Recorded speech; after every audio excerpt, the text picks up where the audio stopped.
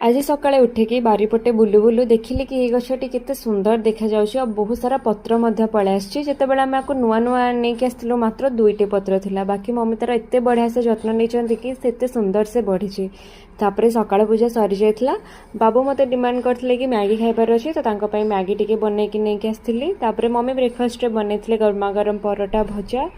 ए सब खाई सारा पर आमे चल जाइतलु टिके मंदिर को, कहीं आज संक्रांति थिला। तो मम्मी प्राय संक्रांति सोमवार ए सब रे मंदिर जाती, से भगवान को बहुत ही मानती।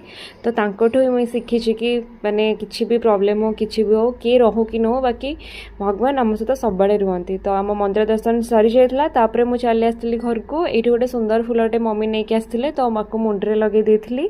जेहेतु सकाळ मम्मी आ मु किछि खाइ नथिलु, तो मम्मी आसिके एठी बनै देथिले ठंडा ठंडा दही पानी पी कि पूरा मन शांति हो गला। दही पानी पी सारा परे मम्मी चली जाते लंच बनवा कहीं जिते जहाँ हो तांकर तो काम ही थाए सब बेले।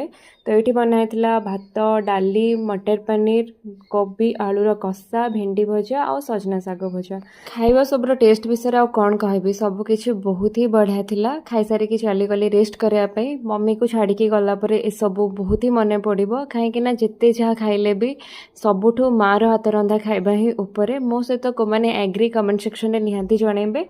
रहिली। जय जगन्नाथ।